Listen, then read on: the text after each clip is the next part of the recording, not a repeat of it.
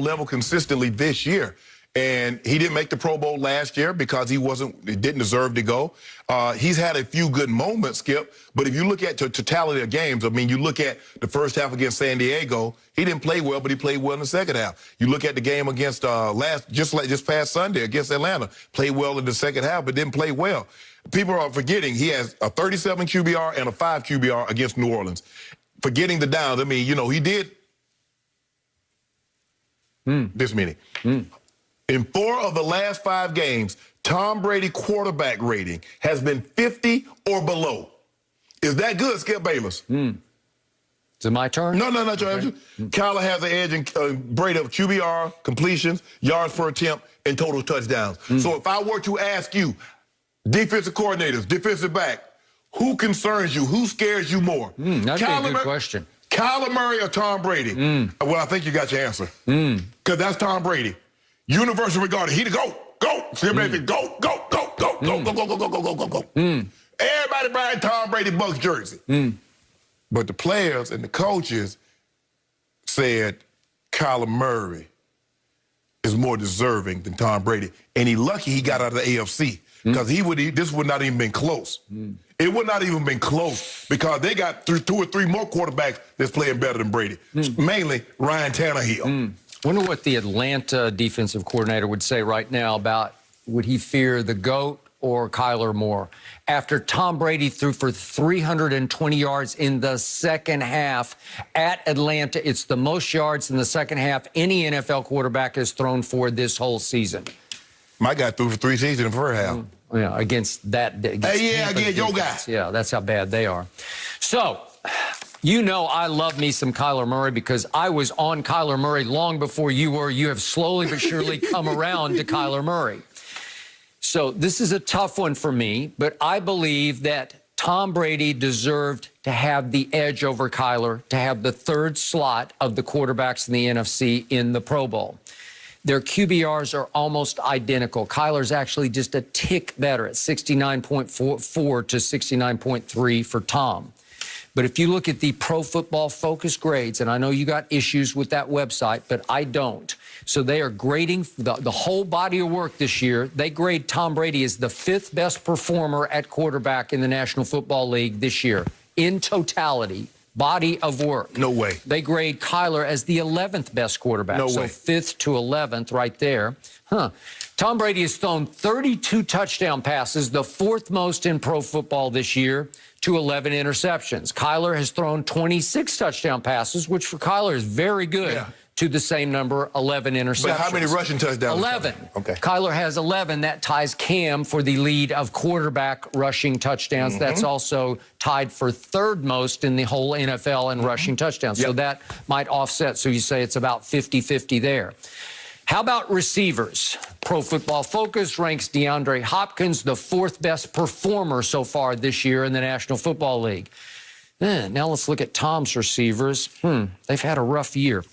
Would you believe that Antonio Brown is the highest graded of Tom's receivers in Tampa at 20th in the league? He grades 20th. You see what you done? You see what? Wait a second. Chris Godwin grades 35th best. And would you believe Mike Evans grades as the 57th best receiver in the league right now, says Pro Football Focus, through 14 games? Well, tell me this.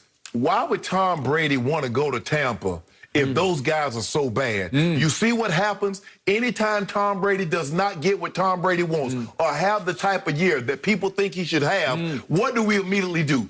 So now all of a sudden, I'm just reading grades. Mike Evans has gone to 3 straight Pro Bowls. Chris Godwin last year was the _1 rated receiver by that same Pro Football Focus. He's 35th. And right now all of a sudden, because Tom Brady, oh my good Skip, for real, Skip, is this where we are? So let's look at rushing stats for teams, shall we?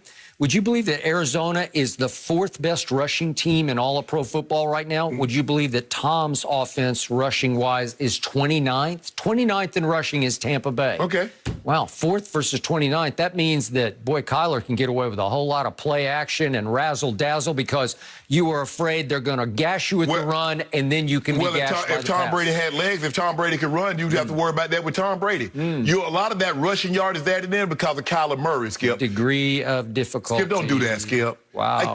Skip, I can't even believe that you just said because Tom didn't make the Pro Bowl, you putting that at the feet of Mike Evans, Chris Godwin, Antonio Brown. Well, he has Gronk. He has Cameron Brate. Really, Skip? Yep, really. So the final edge I just have to give in team record, overall record. Who's got the better record right now? Well, Tom, thanks to that 320 yards passing in the second half, thanks from coming back from 17-0 down and then 24-7 down mid-third quarter.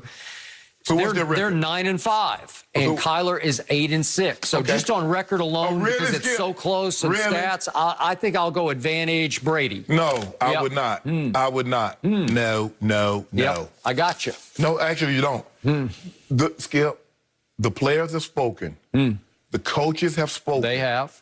And there's a lot of Brady hate out there. Oh, see, every time Brady, it's always hate. So what happened last year? It was Brady hate last year too, right? No, when he didn't make it. No, I thought he was much better this year than he was last year. Oh, he was much better. But he obviously you said had a lot better supporting cast, better offensive line, better receivers. So with all that being said, hold on, wait just a minute. Wait a minute, just a second. Yeah. You just said Mike Evans and Godwin and Antonio Brown was the reason why, and then now you just turn around and say they're better than what he had last year. Well, they're obviously better because they both made the Pro Bowl last year. So shouldn't he be better? Well, they sacrificed their Pro Bowls for the addition of Antonio Brown. First of all, they weren't going to the Pro Bowl anyway before AB got there because they got too slow a start, and Tom Brady was not on the same page with those guys. So those guys were so far behind. I mean, Adam Thielen is having a better season than those guys, but that's neither here nor there, Skip. I'm just trying to figure out, what is it is that when Tom Brady plays bad, we blame his receivers, we blame the defense, but when Tom Brady wins,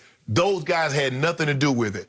Chris Godwin making catches, Mike Evans making catches, the defense balling out in the second half. They get no credit, but they get all the blame. How is that? Because I came in here the day after the game on Sunday night at Tampa versus New Orleans and said, Brady stunk it up. That's the worst game maybe he's ever played in his career. I defy you to go find a worse one than that. Against who? Against New Orleans? Yeah. That's Sunday night football. Well, you ain't got to tell Skip. Everybody saw that. Yeah. Well, that's why I said. Well, I came in. I didn't blame any receivers. I blamed Tom Brady for that one. No, you blame AB. Because you say he was trying to get the ball, he forced the ball to AB, so you blamed AB. Nope, I did not. And I didn't think Brady was very good, especially in the second half at Chicago. On that was Thursday He wasn't good the game. Yeah, so he had a couple of bad games. And he had some doozies. What about New Orleans? So he had a good game against New Orleans, yes or no? The first game? Yeah. I thought he was pretty good, actually. He had a 37 QBR. Is that good? No, I thought, again. I thought the QBR, they measured not just halves. If you have a brand new team with brand new teammates and you've got no preseason, no games, you don't get any games, and you don't get any OTAs. Skip, he's the GOAT. You're throwing to these guys in some park in Tampa and get shut down there by the pandemic. But I thought he was the GOAT. When does GOAT need to practice? Well, the GOAT's 43. No, but he's the GOAT. You took that. But when I say he's 43, you like, I can't tell. You know what would happen to Patrick Mahomes if you threw him into that crucible down in Tampa with no preseason games? It would be a disaster. Hold on, tell me. We'd be setting interception records right now. You say Patrick Mahomes in Bruce Arians' offense where his bombs over Baghdad. Yeah, but like with no preseason, no OTAs, you just threw him in cold against your arch division rival on the road. You know what would happen? 4 interceptions would happen. If Mahomes would be looking around saying, where's Andy Reid when I needed him? Yeah. Jameis Winston threw for 5,100 yards in that offense in his first year. What do you think Mahomes would throw for? I don't know, it'll take a while. We're talking about opening day at New Orleans. Against that defense? You just saw what he did. You just saw what he did to that defense. Yeah, I saw what your guy did against that defense, too. Talking about Mahomes, because, guys, we're just 2 weeks away from the playoffs. Has anyone in the NFL proven they can actually stop the red-hot Chiefs? I think it's a valid question right now. Orlando Scandrick will join us. Let's hear what he has to say next. No mercy, no mercy, no mercy, and I won't back down.